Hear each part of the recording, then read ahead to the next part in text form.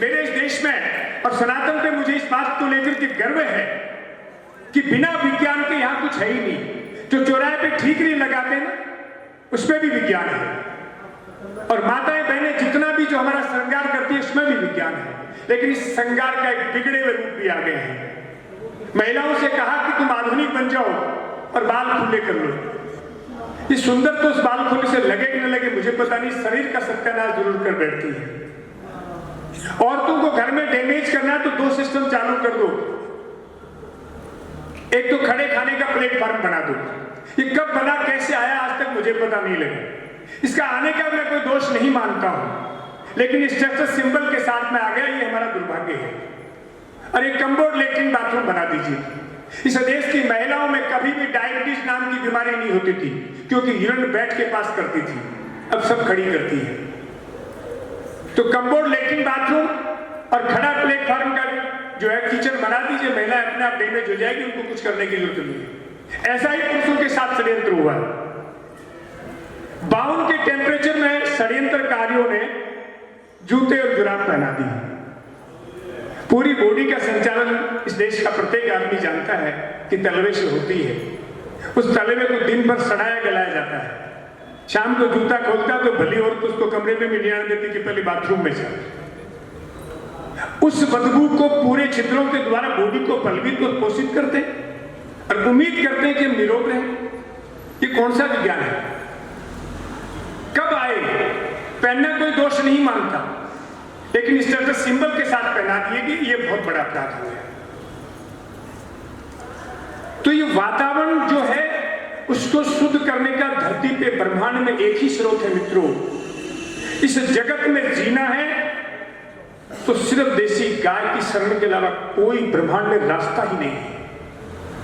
पूरे वातावरण को पॉजिटिव बनाने का एकमात्र इस देश का दुर्भाग्य मैं उस दिन मानता हूं जिस दिन इस देश के लोगों ने कपड़े, खाने की वस्तु और पौधे सुंदरता से लाने शुरू किए। इस देश की परंपरा में ये तीनों चीजें सदैव गुणवत्ता से आती थी। आधुनिक विज्ञान ने जितने से अनुसंधान किए वो जीवन को इजी बनाने के लिए किए, लेकिन हमारे मनीषियों ने इजी पे ध्यान ही नहीं दिया, अच्छे पे ध्यान दिया। दुर्भाग्य से उस इजी को हमने अच्छा मान लिया। ये हमारा दुर्भाग्य है। तो हर घर में गाय के घी का दीपक जले। गाय के घी के दीपक जलने से क्या होगा? बहुत कुछ होगा। गाय का घी जैसे ही अग्नि के स्पर्श में आएगा तो आधुनिक विज्ञान भी स्वीकार करती है कि वहां ऑक्सीजन बनेगी। ऑक्सीजन बनेगी तो नेगेटिव ऊर्जा बाहर जाएगी और पॉजिटिव ऊर्जा अंदर आएगी। ये संपूर्ण विज्ञान है। कुछ ना कुछ घर में गाय के गोबर से लीप के रखें। उसके बाद नंबर आता है शुद्ध खान-पान। शुद्ध खान-पान में सब देश के लोग पीछे पड़े। हमारे बेलजी भाई जैसे योद्धा भी उतरे कि एक बहुत बड़ी देश में भ्रांति फैली जा रही है कि क्वांटिटी बढ़ाने से, अभी मैं राज्य सरकार, हमारे राजस्थान की सरकार ने, मुख्यमंत्री जी ने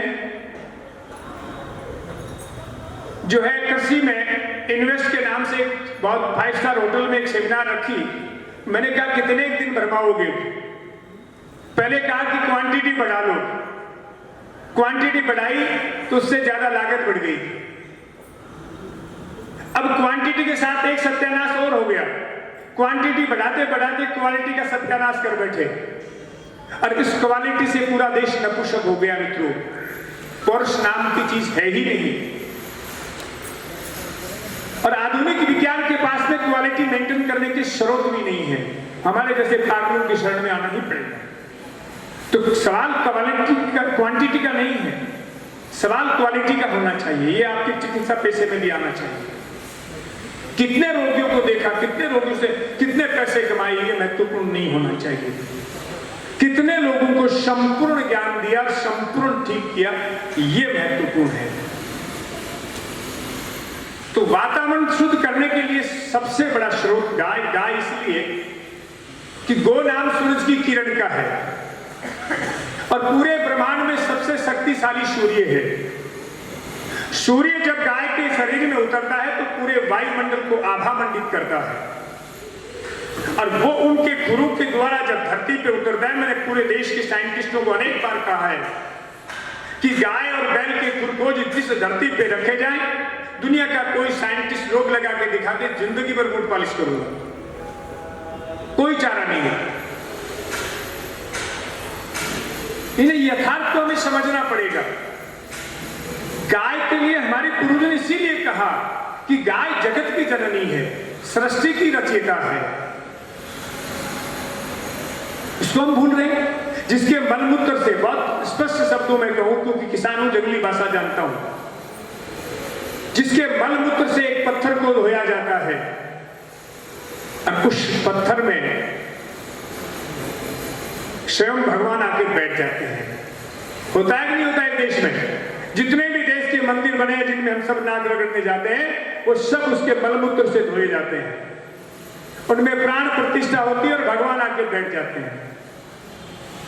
ये भाषा अटपटी हो सकती है क्योंकि मैं जंगली आदमी हूं, मुझे शब्दों से ज्यादा खेलना नहीं आता, लेकिन यदि आप घी दूध खाओगे, गाय को रखोगे तो कहां जाओगे, क्या बन जाओगे, इसकी कल्पना करें आप। तो कुछ लोगों ने एक अभियान चलाया कि शुद्ध उत्पादन होना चाहिए, बिना शहर का उत्पादन होना चाहिए।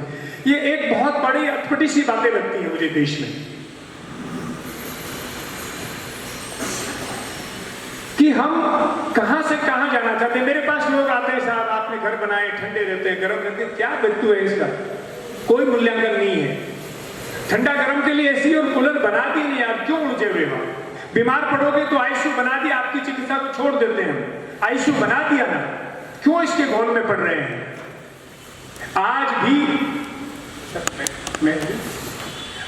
भी इस देश में तकलीफ ब्रेन में है, सर्जरी टकने की हो रही है। एक छोटा सा सवाल है, जोर की दाढ़ी आप लोगों में से किसी ने देखा ऑनलाइन? जोर की दाढ़ी वीडियो देखे हैं ना? उनमें कोई पत्नी है, उन्होंने पूरा घर जंगल में बना रखा है।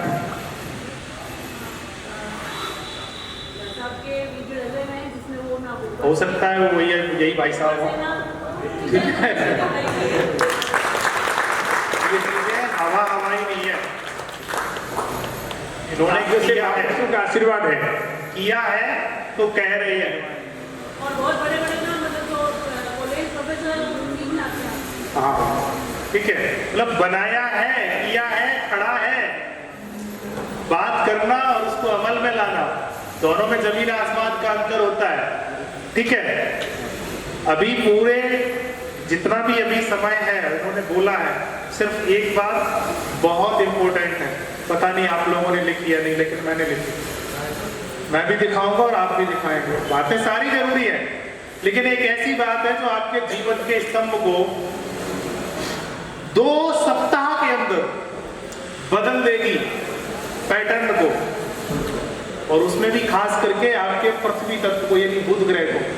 और बुध अगर आपका संतुलित है तो बुध जब जब यहाँ आता है, पृथ्वी का स्वामी यानी वो आधिपत्य जब बनता है, तो देश के अंदर ऐसा होता है कि लॉकडाउन जैसा लगता है। बता दिया मैंने, नोट किया और बहुत सरल भाषा में बताया, साहब को पूछेंगे तो आपकी डांडी है। ठीक है, आप लोग बहुत सौभाग्यशाली हैं कि ऐसा कुम्हार गुरु मिला है जो नीचे हाथ रखता है और ऊपर से चोट भी करता है। ऐसा धोबी मिला है जो आपके पूरे मेल को धो देना चाहता है। ये आप सौभाग्यशाली हैं, और मैं तो अपने आप को भी बहुत बड़ा धन्य समझता हूं कि ऐसे सब देव पुरुषों का, ऐसे जो है सक्षम व्यक्ति